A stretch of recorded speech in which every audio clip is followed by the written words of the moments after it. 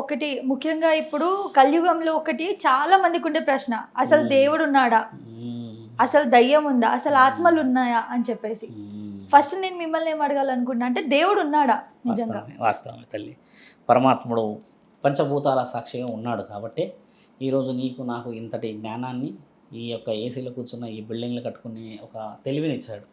అది దయ్యం ఉంటే నీవు ఏదో అడవిలోనో లేకపోతే మురికి కుంటల్లో పడుకునేదాన్ని. ఎందుకంటే ఈ వసతులతో అవసరం ఉండదు, ఎక్కడున్నా సుఖమే కదా.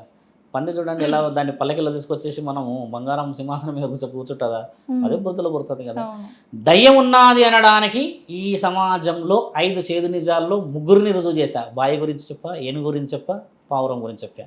ఇంతమంది శాస్త్రజ్ఞానాల్లోనే రాసున్నది ఒక మనిషే దయ్యం. ఆయన చేసే పనుల వల్లనే విలువలు జరుగుతున్నాయని. కాలజ్ఞానంలో మీరు ఇంకో విషయం అడిగారు. ఏమడిగారు? బ్రహ్మంగారి విషయంలో ఒక దయ్యంలాగా మనిషిని చూస్తే దయ్యంలాగా అవుతాడు, మనిషిలాగా చూస్తే మనిషిలాగా అవుతాడు, దేవతలాగా అన్నాను కదమ్మా. అది ఇదే కదా మరి, బ్రహ్మంగారు రాసి పెట్టిందే కదా. మరి నీవు మంచి చూసినప్పుడే అవతల వ్యక్తికి మంచి చేయగలడు, నువ్వు చెడు చూసావు చెడు చేయగలుగుతాడు. ఇప్పుడు నీవు అన్న విషయంలో దయ్యం ఉన్నది అనుకుందాం, వాస్తవమే. మరి దయ్యాలకి గుడులు ఉన్నాయా? దయ్యాలకి గుడులు ఉన్నాయా లేదా? ఒక మాట ఆలోచించండి. దయ్యాలకి కూడా గుడులు ఉన్నాయి. ఎక్కడ? దేవాలయాలు ఉన్నాయి. ఓం నమ శివాయ అంటాము, విష్ణు నరసింహ అందరి ముల్లోకాధిపతులు పూజిస్తాము. మరి దయ్యాలకి గుడిలు ఎక్కడున్నాయి తెలుసా అమ్మ? నీ గుండెలో ఉంది దయ్యానికి గుడి. ఏ రోజు చెడు అంటావో ఆ రోజు కూర్చుంటుంది అది. అదే గుడిలో, అదే గుండెలో మరి అంతరాలయంలో పరమాత్ముడు దాగున్నాడు కదా. మరి అంటే చెడుని మంచిని రెండు నీ గుండెల్లోనే పెట్టుకున్నావు కదా. మరి నువ్వు ఎలా చూపిస్తే అలా బయటికి రావాలి. దయ్యాలకి గుడిలు లేవు. ఇప్పుడు ఇది మీరు ప్రాక్టికల్ గా మాట్లాడుతున్నారు. నిజంగా చెప్పాలి అంటే ఇప్పుడు చాలా మంది దయ్యం చూసినాము, ఏదో ఆత్మ చూసినాము ఊర్లలో ఖచ్చితంగా. సో అవి నిజంగా ఉంటాయి? నిజంగా ఉన్నాయమ్మా దయ్యాలు. హల్క సితారా అంటారు వాటిని. శరీరం కొంచెం వీక్నెస్ ఉన్న వాళ్ళు, కొంతమంది ఏదన్నా చిన్న చిన్నది ఎండలో బాగా వచ్చిన వాళ్ళు, లేకపోతే ఏదన్నా సాగుకు పోయి వచ్చిన వాళ్ళు, కొన్ని ఫంక్షన్స్కి వెళ్ళిన వాళ్ళు ఏం చేస్తారంటే ఇంటికి రాగానే వీక్నెస్ అవుతుంటుంది వాళ్ళకి. అంటే కొన్ని అశ్రద్ధగా జరిగే పనులు. ఇలాంటి వ్యక్తులకి ఏదో గాలి కనబడింది అని అంటారు. మరి వీళ్ళకి ఎందుకు కనబడింది? నీకు నాకో లేకపోతే ఇంట్లో ఉన్న వేరే వాళ్ళకి ఎందుకు కనబడలేదంటమ్మా? ఈ శరీరం అనేది అంతఃకరణ శుద్ధిగా నువ్వు పరమాత్మని చేరకుండా మనస్సుని ఒక ఆలయంగా మార్చుకొని దేవుడి గుడిని పూజించుకోను, ఇంట్లో సోమవారం మంగళవారం ఏ రోజుగా ఆ దైవాన్ని పూజించకుండా ఉండడం చేత చుట్టుపక్కల ఉన్న పర్యావరణమైన ప్రకృతి అంతా నీకు దయ్యం లాగానే ఉన్నదంటే మరి ఖచ్చితంగా అవతలి చెడు వ్యక్తిని ఆకర్షిస్తాడు కదమ్మా. ఇంకోటి ఏంటంటే నువ్వు అన్న దయ్యము అనేది దేవత అనేది శాస్త్రజ్ఞానాల్లో రాస్తుంది. సురాపాన యుద్ధం జరిగింది, అమృతం గురించి ఎప్పుడు జరిగిందమ్మా? సాగర సంగమం జరిగినప్పుడు ఆదిశేషు వచ్చినప్పుడు ఇలా ఇలా అన్నప్పుడు అటు రాక్షసులు ఇటు దేవతలు లాగుతున్న సమయంలో ఆ యొక్క విషయాన్ని తండ్రి మింగినాడు గరళకంఠుడు. ఈ విషయం చెప్పాము గతంలో. ఇప్పుడు ఈ రాక్షసులంతా ఎక్కడ పోయారమ్మా? విషం మింగిన పరమాత్ముడు ఆగి దేవతలకు అందించాడు. శ్రీకృష్ణుడి రూపంలో వచ్చి ఇచ్చారు, మనం అందరూ పోస్తే తాగారు. ఇది విషయం అమృతం, వాళ్ళు అమరజీవులయ్యారు. ఈ దయ్యాలకు సంబంధించిన వంశం ఏది మరి? మనము దేవుళ్ళ వంశం గురించి మాట్లాడాం. ఒక పోతులూరి వీరబ్రహ్మేంద్ర గారు తల్లి, ఒక శ్రీరాముడు, ఒక విష్ణుదేవుడు, ఒక నారసింహుడు, ఒక శ్రీకృష్ణుడు, వీళ్ళు మానవ జన్మెత్తిన దేవతలు. బాగా గుర్తుపెట్టుకోండి, వీళ్ళు దేవుళ్ళు కాదు. విష్ణు మాత్రమే దేవుడు తల్లి, శివుడు మాత్రమే దేవుడు అంట మన శాస్త్ర జ్ఞానాల్లో. వీళ్ళంతా మానవ రూపం ఎత్తిన శ్రీరాముడు గురించి మొన్న ఎంత గొప్పగా చెప్పుకొని మనం పండుగ చేసుకున్నాం. అదే శ్రీకృష్ణుడు జన్మలో ఒకానొక సందర్భంలో ఒక బోయవాడి యొక్క వేటకి ఆ యొక్క బాణం వచ్చి తగిలితే అప్పుడే కాలం చేసేసి వెళ్ళిపోయిన తర్వాత జరిగిన విషయాలు చెప్పినది అక్షరాలా ఉంది. రాధామాతకు చెప్పి వెళ్తాడు వెళ్ళేటప్పుడు. ఇలాంటి కొన్ని వివరణలు ఉన్నాయి, మనం మళ్ళీ మాట్లాడదాం. ఇలా ఉన్నాయి. నారసింహుడి గురించి నీకు ఇప్పుడే చెప్పాను. తండ్రి ఒక రూపాన్ని ఎత్తేసి భూమండలం మీదే ఉండిపోయినాడు, యాట మహర్షి అనుభవంతో ఇక్కడే అని అన్నాడు కదమ్మా. మరి ఇన్ని రుజువులు ఉన్నాయి దేవుడి గురించి. మరి దయ్యాల వాళ్ళు కనబడరు, ఎందుకంటే ఎప్పుడు కూడా చెడు ఒక చాప కింద నీటిలాగా పాకుతుంది. మంచి నలుగురికి మనం బ్యాండ్ కొట్టి పిలుచుకుంటాం. ఆలోచన చెయ్యమ్మా. నీకేదైనా ఇంక్రిమెంట్ వస్తే వెళ్తూ ఒక మిఠాయి డబ్బా పట్టుకొస్తావా? లేదు నీకు ఇంకేదో సందర్భం వస్తే నలుగురికి చెప్పుకుంటావా? అదే చెడు చెప్పుకుంటావా? లోపల కొమ్ములుతావు. ఇవన్నీ చెడు అనేది ఏంటంటే నీ మనసుకు సంబంధించి మైక్రో లెవెల్లో పోయి దయ్యాలు రుజువులు నాలాంటి గురువులు చూసారా? ఆత్మలతో మాట్లాడాలని చాలా మంది అడుగుతారు. ఆత్మలతో ఇలా నేరుగా నించొని మాట్లాడేసేసి ఇలా దేవుడితో నేరుగా మాట్లాడేసే స్థితిగతుల్లో లేదు ఈ భూమండలం. బాగా గుర్తుపెట్టుకోండి. మీరు అన్నది ఒక 300 సంవత్సరాల క్రితం దేవుడే ప్రత్యక్షం అయ్యేవాడని రాసున్నాయి కదమ్మా. మనకైతే రుజువులు ఉన్నాయి కదా. అలా ఉన్న తరుణంలో దయ్యాలు కూడా ఉన్నాయి అనేటివి ప్రత్యక్షంగా కాకుండా పరోక్షంగా చేసే పనులు ఒక శరీరాన్ని ఎంచుకుంటాయి. అసలు ఆత్మలు ఎందుకు వచ్చాయమ్మా? నువ్వు అడిగిన ప్రశ్నలో కొంచెం మైక్రో లెవెల్లో వెళ్తే ఒక ఆత్మ ఎందుకు కనబడాలి నీకు? ఎందుకంటే అమ్మ, ఉదాహరణకి నీ వయసు, నీ యొక్క ఆలోచన, నీ భవిష్యత్తు 55 సంవత్సరాలకు రాసింది అనుకో అమ్మ. నువ్వు 25 సంవత్సరాలకి వెళ్ళేసి ఏదో మందు తాగో లేకపోతే ఏదో చేసుకొని చచ్చావే అనుకో. పరమాత్ముడి ఆజ్ఞ ప్రకారంగా నీ శరీరానికి ఉన్న ఆయుష్ 55 ఏళ్ళ వరకు నువ్వు ఆయన కూడా నిన్ను తీసుకుపోయే అర్హత లేదని రాసున్నాయి కదా గ్రంథాల్లో. మరి వీళ్ళు ఏం చేస్తారు, ఇక్కడ అక్కడ అక్కడ ఇక్కడ తిరుగుతూ ఉంటారు, ఇంట్లో ఉన్న వాళ్ళని, ఇష్టమైన వాళ్ళను, స్నేహితులను, లేకపోతే ఇంకెవరినైనా ఇబ్బంది పెడుతూ ఉంటారు.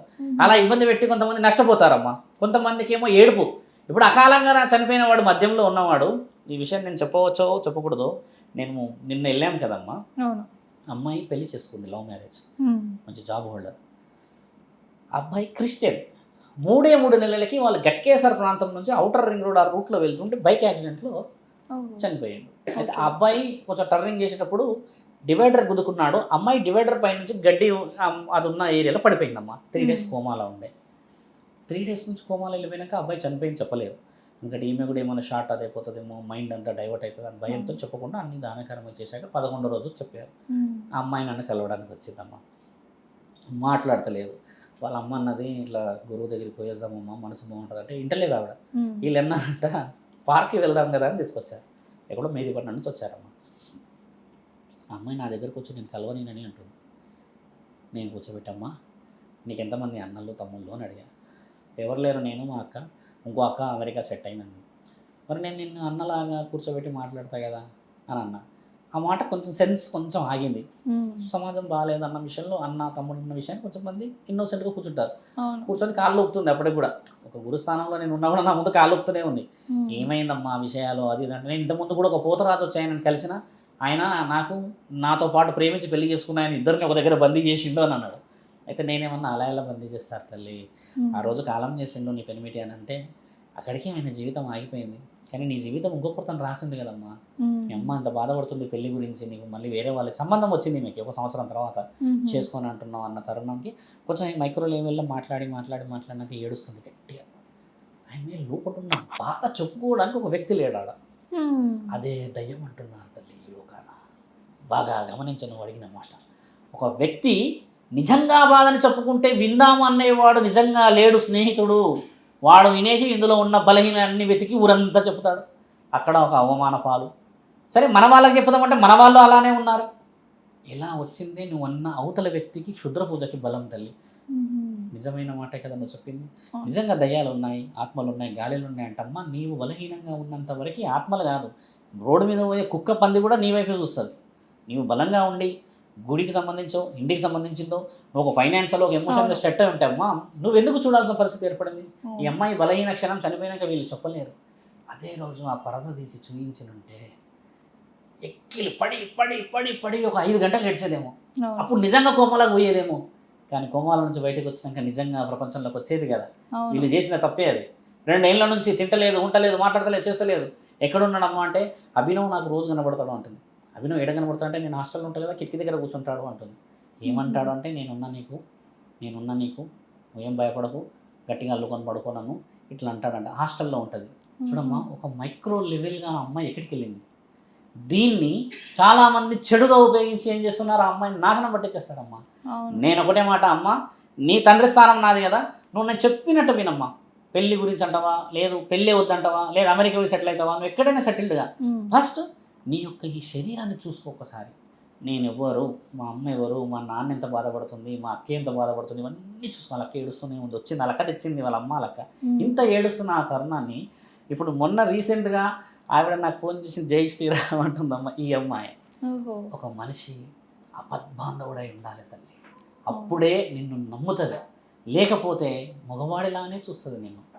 ఇలాంటి దాన్ని వేరే వ్యక్తులు ఈ పూజని ఆ పూజని క్షుద్ర పూజని ఆ పూజని లేపడం కంటే, అమ్మ పరమాత్ముడే ఒక్కడు, ఆయనే నిన్ను ఇలా పెట్టించాడు అని చెప్తే, నాలాంటి 100 మంది చెప్తే మరి నిజంగా పరమాత్మని నమ్ముతుందా నమ్మదా? ఈయన నాలాంటి వాడిని ఒకరిని కలిసి నాలాగా ఉండి వేరే వేరే ఎన్నో చేసే వ్యక్తులు నమ్మడం చేతనే కదా చెడు జరుగుతుంది అంటున్నా నా తల్లి.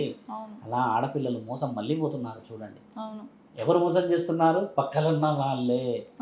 ఇక్కడ కలియుగంలో అత్యంత తెలివైన వాళ్ళకి award, Guinness book record, Limca book record ఇవ్వాలి. ఎవరికి తెలుసా అమ్మ? మోసం చేసిన వాళ్ళకి ఇవ్వాలి. మోసం చేసినప్పుడు మనం మోసపోతాం కదా, మనం బలహీనులం అని అర్థం. బాగా గుర్తుపెట్టుకోండి. కలియుగంలో అత్యంత షార్ప్ వెపన్. నేను మోసం చేయగలిగినాను అని అంటే నీవు బలహీనుడవు, అమాయకుడవు అని, నేను తెలివైన వాడినని, నేను అన్నిటిది ఏంటంటే వాడెవడు నిన్ను ఎందుకు మోసం చేయాలి? నీ తెలివి ఎక్కడ పోయింది? నీ ఆలోచన ఎక్కడ పోయింది? బలహీన క్షణాలు చెప్పకూడదు. అమ్మా నాన్నకి చెప్పాలి. ఉమ్. మేనమామలు బాబాయిలు ఒకప్పుడు ఉమ్మడి కుటుంబాలు ఉండేటియా? అవును. ఈ రోజు ఎవడు కలుస్తుండమ్మా? లేదు. కూర్చుంటున్నావా అడుగులో? పెళ్లిలో కూడా బాబాయిని తిన్నామా అని అడగని మహానుభావులు ఉన్నారు ఇక్కడ. తాగేసి బాబాయిని నెత్తి మీద పడదామని తిరిగేటోళ్ళు ఉన్నారు. మొన్నకు ముందర ఏదో పండగ అయితే అమ్మ పంతుల్ని కొట్టారు, అదే యూట్యూబ్లో వచ్చింది. ఉమ్. పంతుల్ని కొట్టే మహానుభావులు ఉన్నారు తల్లి మన దగ్గర. అవును. ఇంకా ఈ రీతికి వస్తారంటారా?